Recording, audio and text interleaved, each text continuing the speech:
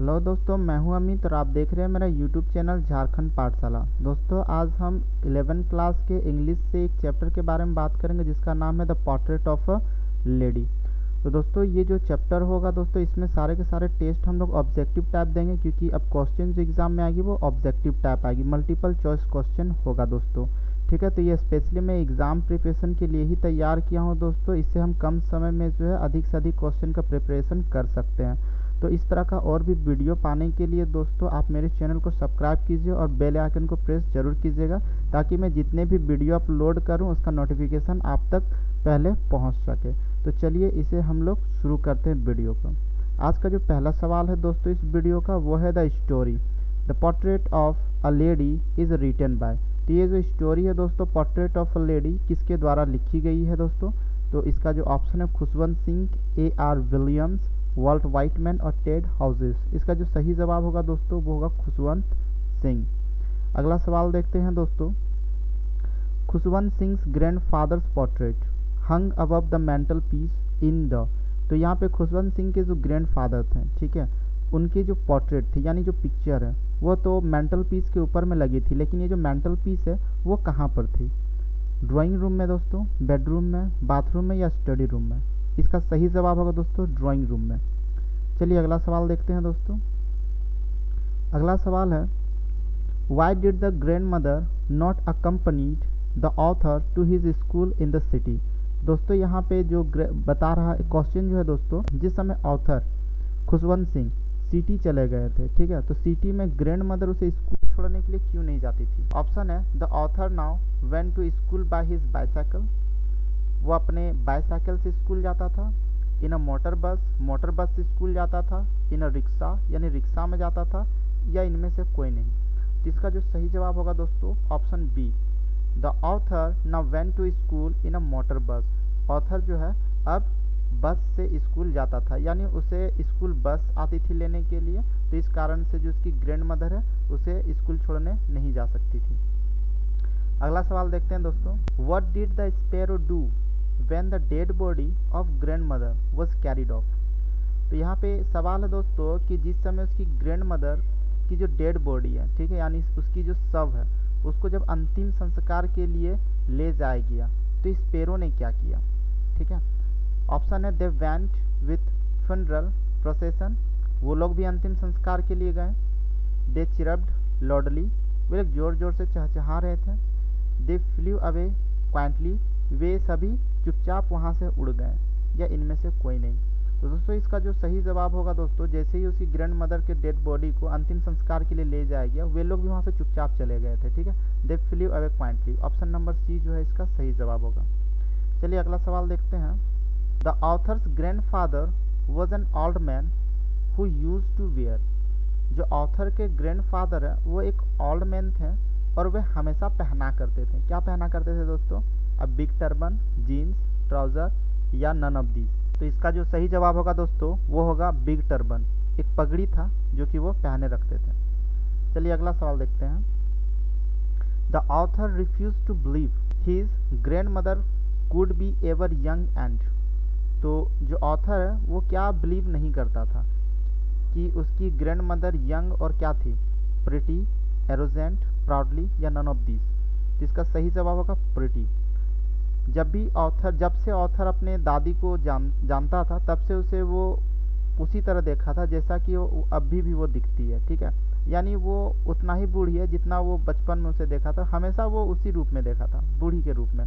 तो ये कभी भी उसे बिलीव नहीं होता था कि उसकी दादी भी कभी जो है ना खूबसूरत रही होगी और यंग रही होगी। ठीक है, तो चलिए अगला सवाल देखते हैं। Grand mother has been portrait as a very lady. तो ये जो कहानी है दोस्तों, इसमें ग्रैंड मदर को कैसा चित्रित किया गया, यानी कैसा दिखाया गया ग्रैंड मदर को? रिलीजियस, एरोजेंट, अगली और प्राउडली। तो यहाँ पे जो सही जवाब होगा दोस्तों वो होगा रिलीजियस। उसकी जो ग्रैंड मदर है ना वो एक रिलीजियस जैसा यहाँ पे चित्रित किया गया है। ठीक है, वो बहुत ही धार्मिक विचार वाली महिला यहाँ पे दिखाया गया है उसकी ग्रैंड मदर को। अगला सवाल देखते हैं। The grand mother was distressed and disturbed with the teaching in the school. तो यहाँ पे जो ग्रैंड मदर थी वो बहुत ही डिस्ट्रेस थी और बहुत ही डिस्टर्ब भी थी, ठीक है, स्कूल में पढ़ाने के लिए। तो कौन से स्कूल, मतलब स्कूल में क्या पढ़ाया जाता था जिससे कि वह मतलब डिस्टर्ब थी? इंग्लिश, हिंदी, पंजाबी और नन ऑफ दीज। तो इसका सही जवाब होगा दोस्तों इंग्लिश, ठीक है। क्योंकि देखिए ये जब सिटी स्कूल गया, इसका ग्रैंडसन यानी पोता, तो वो इंग्लिश स्कूल था जहाँ पे इंग्लिश में सब कुछ पढ़ाया जाता था, और उसकी दादी जो थी वो इंग्लिश नहीं जानती थी। तो इस कारण से उसकी दादी अब अपने पोता को पढ़ाई में हेल्प नहीं कर पाती थी, और इस कारण से धीरे धीरे अब वो दूर होते जा रही थी अपने पोते से। तो इसी कारण से वो बहुत ही डिस्ट्रेस और डिस्टर्ब भी रहती थी। चलिए अगला सवाल देखते हैं। अगला सवाल है, the grand mother accompanied the author to the. Grand mother जो है ना वो ऑथर के साथ मतलब जाती थी, तो कहाँ जाती थी वो? स्कूल, रिवर पर, टेम्पल पर, या इनमें से कोई नहीं। तो इसका जो सही जवाब होगा दोस्तों वो होगा स्कूल, ठीक है। जब विलेज में रहता था ऑथर तब दादी ही उसे हमेशा स्कूल ले जाया करती थी, हमेशा दादी जाती थी उस बच्चे के साथ। अगला सवाल देखते हैं। The grand mother believe that the education should be. Grand mother को लगता था कि एजुकेशन कैसा होना चाहिए था? रिलीजियस बेस्ड होना चाहिए था, कंप्यूटर बेस्ड, आइडिया बेस्ड, या फैक्ट बेस्ड होना चाहिए था? तो जैसे कि हम लोग को मालूम है दोस्तों कि जो उसकी दादी थी वो बहुत ही रिलीजियस किस्म की लेडी थी, है ना, बहुत ही रिलीजियस टाइप थी वो। तो इसलिए उसे ये लगता था कि स्कूल में जो भी पढ़ाया जाना चाहिए, ठीक है, वो कैसा होना चाहिए? तो रिलीजियस बेस्ड होना चाहिए, ठीक है, यानी वो धर्म से रिलेटेड होना चाहिए, ऐसा रामायण, गीता वगैरह, ठीक है, इन सब के बारे में पढ़ाया जाना चाहिए, ठीक है। तो ये रिलीजियस बेस्ड होना चाहिए, ऐसा वो बिलीव करती थी। चलिए अगला सवाल देखते हैं। The grand mother viewed music as the monopoly of harlot and। तो यहाँ पे ग्रैंड मदर जो है ना उसे उसे म्यूज़िक वगैरह जो होता है, गाना बजाना जो होता है, ठीक है, वो उसे कैसा लगता है कि ये सब किन लोगों के लिए है, ठीक है। वो हार्लोट का जो आपका जो बेसिकली जो यहाँ पे अर्थ होता है दोस्तों, ये वेश्या वगैरह होता है, या फिर नाच गान करने वाली जो होती है उन लोगों के लिए बताया जा रहा है, ठीक है। तो हार्लोट और बेगर्स के लिए, रिपियर्स के लिए, डांसर के लिए, और नॉन ऑफ दिस के लिए। तो इसका जो सही जवाब होगा दोस्तों ऑप्शन इसका ए होगा, यानी बेगर्स, ठीक है। ये गाना बजाना जो होता है ये आपका इनके दादी के अनुसार जो है ना वो अच्छे लोगों के लिए नहीं होता है, वो हार्लोट और बेगर्स के लिए होता है, ये इनका मानना था। चलिए अगला सवाल देखते हैं। तो अगला सवाल जो है दोस्तों, controlled her feeling when the author was going. तो दोस्तों यहाँ पे कंट्रोल हर फीलिंग शायद यहाँ पे कुछ छूट गया है दोस्तों, ठीक है। यहाँ पे होना चाहिए था हर ग्रैंड मदर होना चाहिए था, ठीक है। यहाँ पे जो सवाल होता है वो होता हर ग्रैंड मदर, आप समझ रहे हैं दोस्तों, ठीक है। मैं यहाँ पे ऐसे ही लिख दे रहा हूँ, तो ग्रैंड मदर। तो यहाँ पे दोस्तों her grandmother controlled her feeling when the author was going. तो उसकी जो ग्रैंड मदर है, ऑथर का जो ग्रैंड मदर है, ठीक है, वो अपने फीलिंग को कंट्रोल कर रही थी। कब कंट्रोल कर रही थी? जब ऑथर जा रहा था। ऑथर कहाँ जा रहा था? अब्रॉड जा रहा था, म्यूज़िक के लिए जा रहा था, या डांसर बनने के लिए जा रहा था, या नन ऑफ दिस था। तो इसमें जो सही जवाब होगा दोस्तों ये अब्रॉड होगा, ठीक है, अब्रॉड यानी विदेश।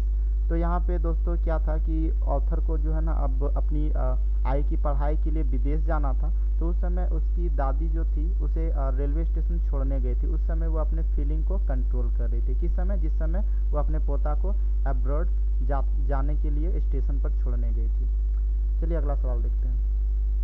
अगला सवाल है दोस्तों, the grand mother accompanied her family to see off and receive. तो जो ग्रैंड मदर थी वो भी जो थी अपने फैमिली के साथ, सी ऑफ का अर्थ होता है छोड़ने जाना, और रिसीव मतलब होता है लाने जाना, ठीक है।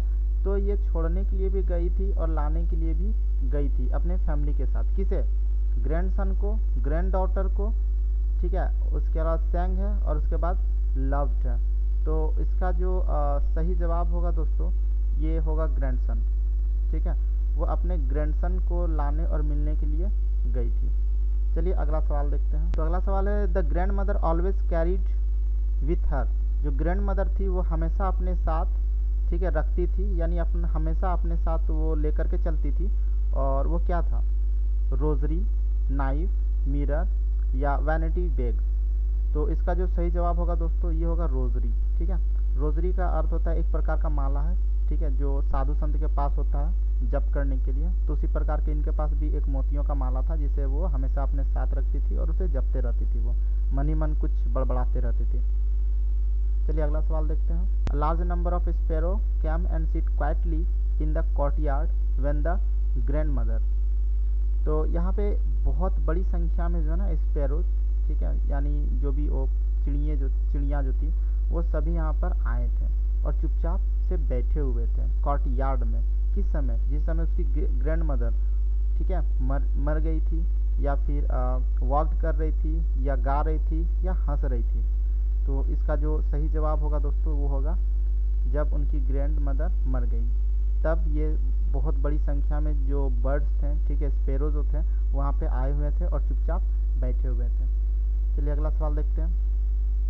अगला सवाल है दोस्तों, the interactions between grand mother and the author became minimal when the author was given. तो यहाँ पे जो इंटरेक्शन है यानी जो बातचीत है किसके किसके बीच में, ग्रैंड मदर और ऑथर के बीच में, वो मिनिमल हो गया था, यानी बहुत ही कम हो गया था। कब? जब ऑथर को दिया गया था, क्या दिया गया था, एक सेपरेट रूम या फ्लैट या बंगलो या इनमें से कोई नहीं। तो इसका जो सही जवाब होगा दोस्तों एक सेपरेट रूम, यानी उसे पढ़ाई करने के लिए अलग से रूम दिया गया था पोइट ऑथर को। तो इस कारण से जो था दोनों के बीच में अब बातचीत बहुत ही कम होने लगा था, ग्रैंड मदर के बीच में और ऑथर के बीच में। तो अगला सवाल है दोस्तों, where did the author spend his childhood. जो ऑथर है उन्होंने अपना जो बचपन है वो कहाँ बिताया था? In the town with his mother, अपने माता के साथ शहर में।